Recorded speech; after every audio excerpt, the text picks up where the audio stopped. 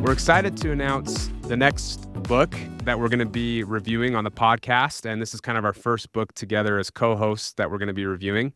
The book is called The Fearless Mind by Dr. Craig Manning.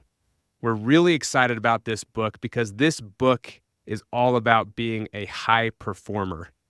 And the concept of being a high performer is talked about a lot in today's world, a lot of times in a sports context or a business setting, but even in an individual life.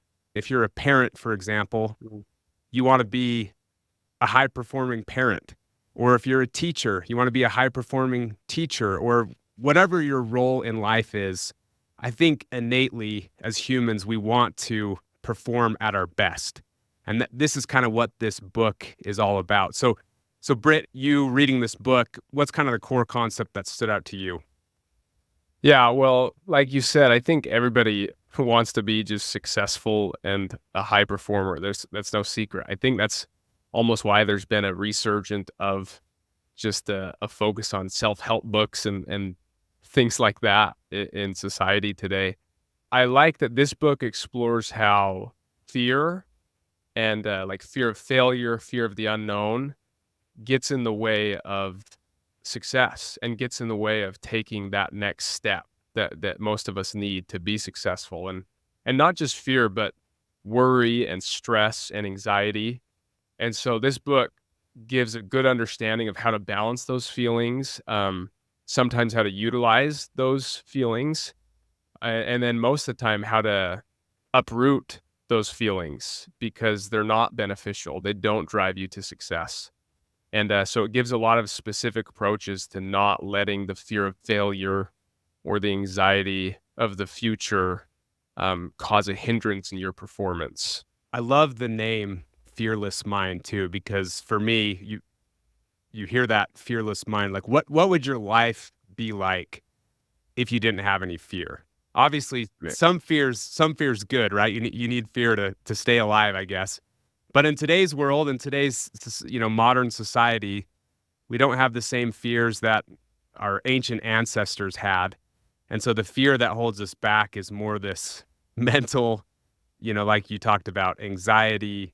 It's more of a mental state. But if you had a completely fearless mind, just imagine what the possibilities would be. It's pretty incredible. And the thing I like about this book, and kind of the reason we chose this book as our first book to review together as co-hosts, is because it does have a bit of a sports focus. It's not all of it, but it's a bit of a sports focus. And I feel strongly that sports is kind of like the best physical manifestation of performance, right? It's at least the most visible, where you can watch a sporting performance and you can say or not say that person is performing at a very high level versus, in a business setting, it might be hard to be on like a sales call and be like, wow, he's performing at such a high level. Yeah.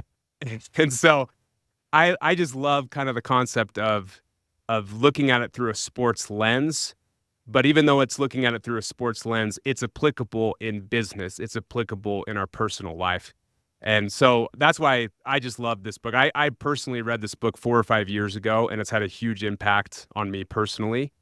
We're really excited to talk to Dr. Craig Manning. His background is unique because he grew up in Australia and played tennis at the collegiate level and also actually played tennis at the pro level as well.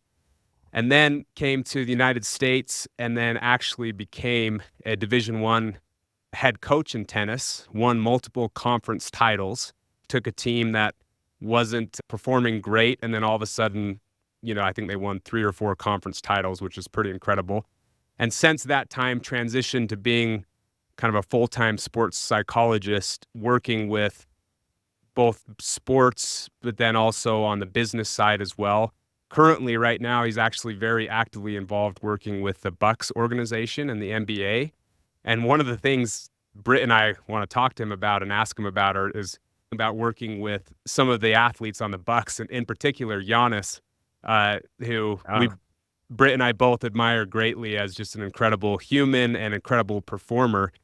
And just kind of want to ask him, here's Giannis, an MVP of the NBA, and literally one of a few players in the world as far as performance level. So we're excited to talk to him about that. But Britta, wanted to ask you what was maybe a core concept or idea that stood out to you in the book that you want to ask Dr. Manning about?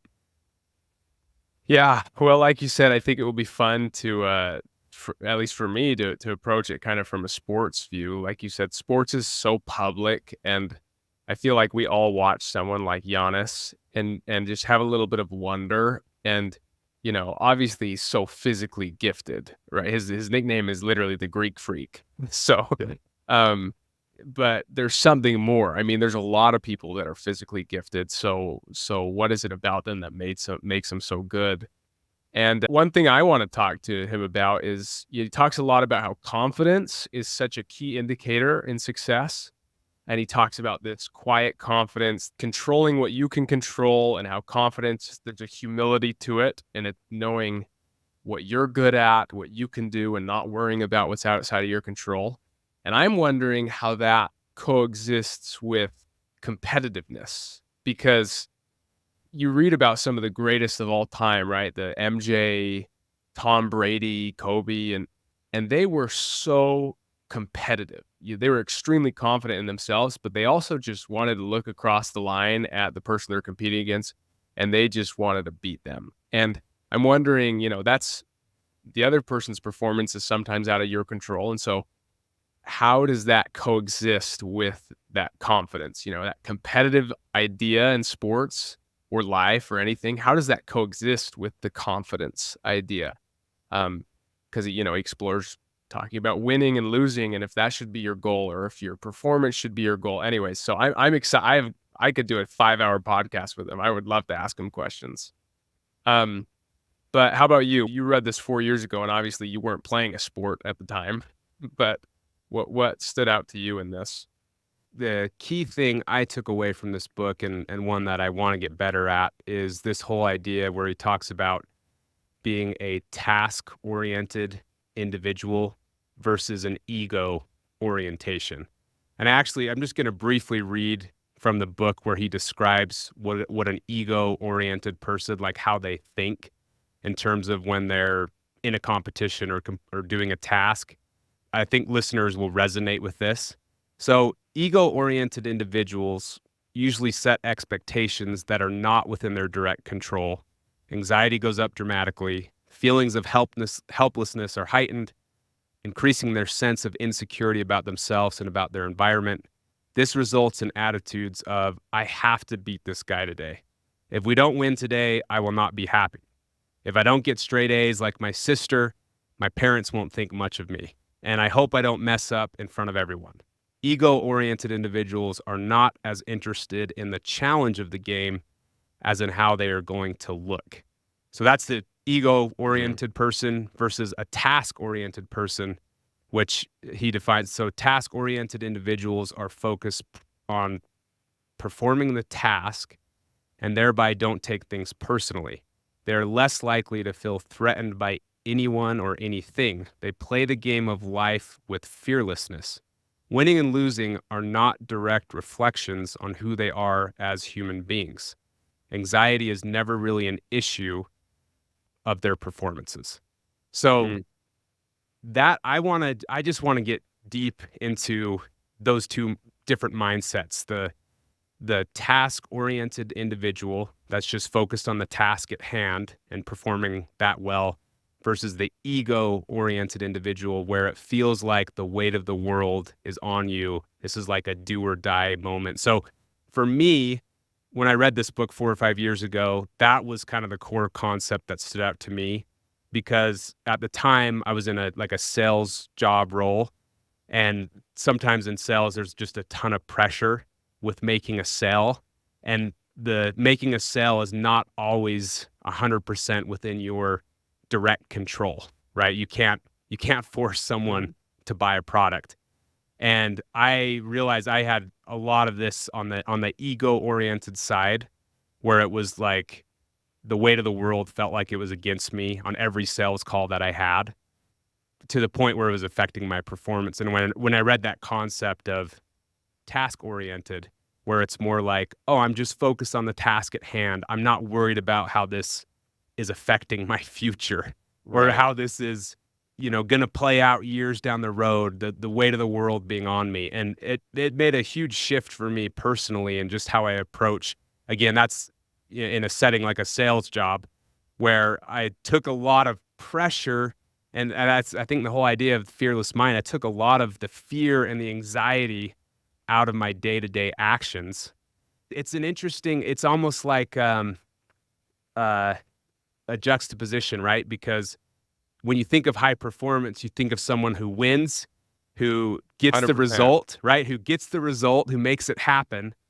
But it's like the mindset can't be all about that. Yeah. It's got to Well, I be, mean, yeah. it's like John Wooden, right?